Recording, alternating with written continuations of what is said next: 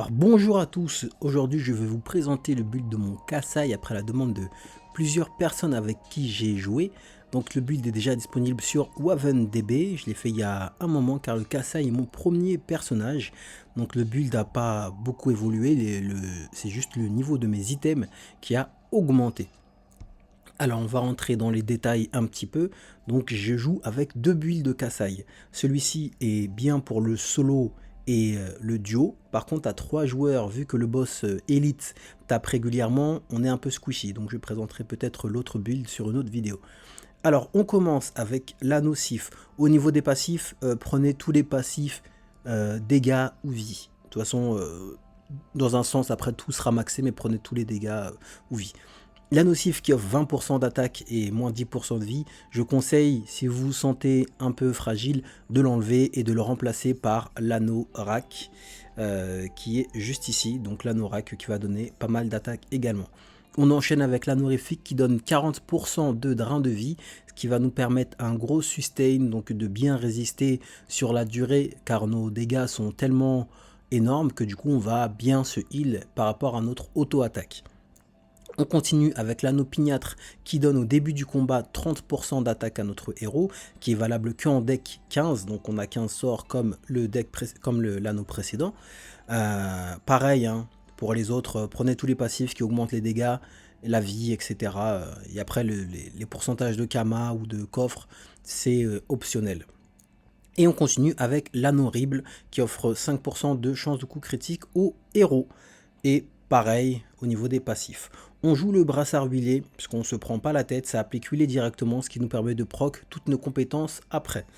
Donc les compétences, comme je disais, donc ça sera l'attaque Kassai qui, si la cible a un état élémentaire, le consomme et déclenche une seconde attaque qui inflige 50% de dégâts.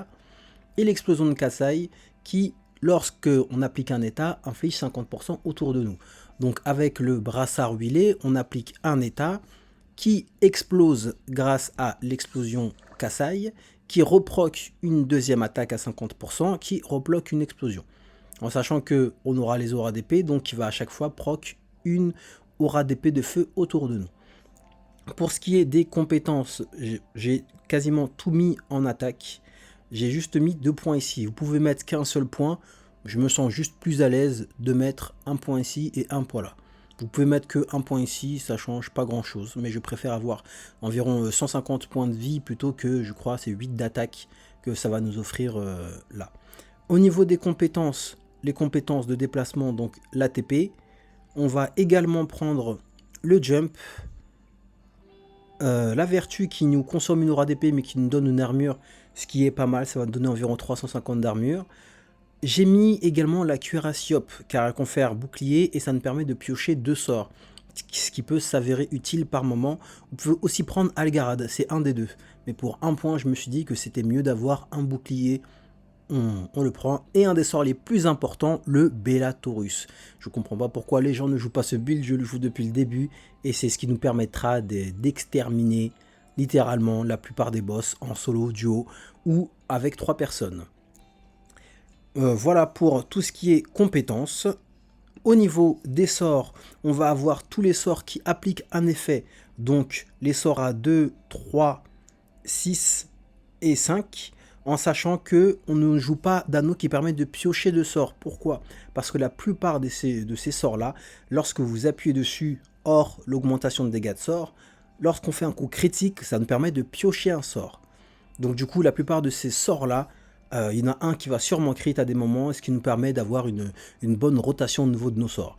Donc il coûte très peu, 2, 2, 3. En début de combat, c'est bien d'avoir ceux-là, les 6 et les 5, ce qui nous permettra de taper de loin, de faire une aura d'épée, et du coup potentiellement de proc un coup critique. Le silence qui est toujours utile, en sachant qu'on peut le mettre sur un tour quand on a le cyber, et on enchaîne avec le pic glacial pour tempo. On a la frappe du dragon qui crit assez régulièrement, qui nous permet d'avoir un bouclier, et avec un seul spell qui nous permettra d'invoquer Delta qui nous donne un bouclier. Au niveau des compétences, c'est celle que je viens de vous montrer. Au niveau des pets, donc on a Delta qui va nous conférer un bouclier, Yaki qui va nous conférer un point d'action supplémentaire, et Nuggets qui va avoir plus d'attaque. Vous pouvez remplacer Nuggets par le pet, le compagnon, pardon, de celui-ci qui permet de piocher un sort. Peu importe, hein, on peut les changer. Honnêtement, ça change pas grand-chose. Je les utilise plus comme bait que pour leur utilité.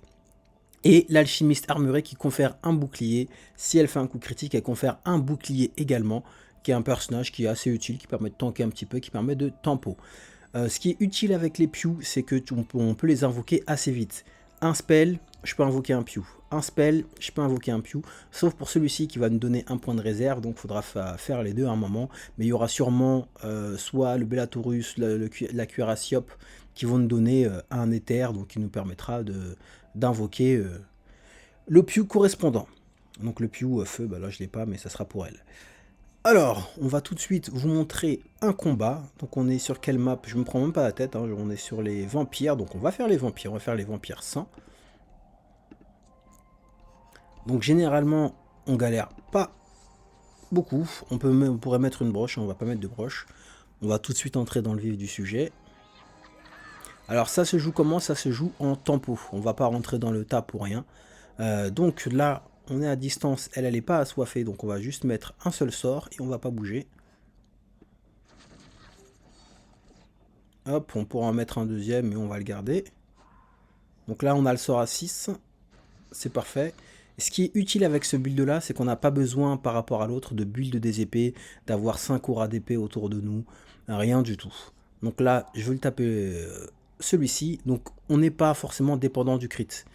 Si ça crit pas, c'est pas grave. Donc là, ça n'a pas crit, donc je fais 342, je proc la OE. Le deuxième coup, il peut crit, ben voilà, il a crit et elle va mourir. Voilà, avec un sort, le boss est mort, pas très compliqué. Au niveau de ces deux-là, je pourrais en taper un, mais ce que je vais faire, c'est juste que je vais me mettre ici. Pourquoi? Parce que ces deux-là, ils sont assoiffés. Et vu qu'ils sont assoiffés, ils vont traverser les ennemis, enfin la ligne, et donc du coup potentiellement me faire 400 dégâts. Donc je vais juste passer, ils vont me taper au corps à corps, mais c'est pas grave. Je suis pas inquiet du tout. Je pourrais même partir, c'est ce que je vais faire, pour être plus safe. Donc au prochain tour, j'ai potentiellement un bouclier, si j'invoque, sinon je crit et j'ai un bouclier directement. Donc on va les tuer, on va la tuer elle, 100% sans crit au deuxième tour. À ce tour là du coup. Hop, voilà. C'est dommage, j'aurais préféré que ça crit pas pour que lui prenne encore plus de dégâts. Donc on va lui faire les dégâts à lui, donc ça n'a pas crit. C'est pas grave. On va se mettre un petit bouclier. Hop, on n'a même pas besoin de lui enlever le assoiffé. Et on passe le tour.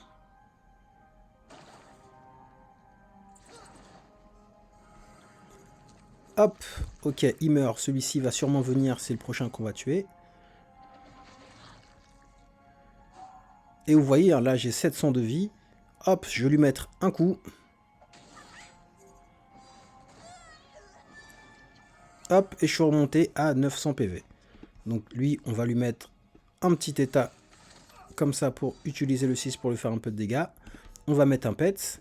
Et toujours rester dans le coin contre eux parce que pareil, sinon ils passent à travers vous, ils vous infligent leur attaque et ensuite ils peuvent retaper derrière. Donc vous voyez là, il n'y a aucun moment où on s'est retrouvé en danger. On n'a même pas eu besoin d'utiliser les Bellatorus. Honnêtement, en plus, le Bellatorus en solo, c'est trop fort parce que les mobs, ils ont pas assez de vie pour que ça soit rentable. Tout simplement. Hop, lui, crit ou pas crit, il va mourir. Hop, ça a crit, c'est parfait. La deuxième attaque. La OE. L'épée. Toc. Donc lui, on va lui mettre, hop, pour proc, la OE autour, pour lui faire des dégâts. Encore. Ça crit, on pioche en sort. Parfait. Et là, on peut même être encore plus safe. On va faire ça. Et voilà. Oblitéré. Les sorts comme ça, les passifs qui prennent, même s'ils sont silence, ils vont quand même les faire. Donc voilà, aucun danger. Le level 100 des vampires. 3 minutes. On pourrait faire moins encore. Hein, donc voilà pour le build.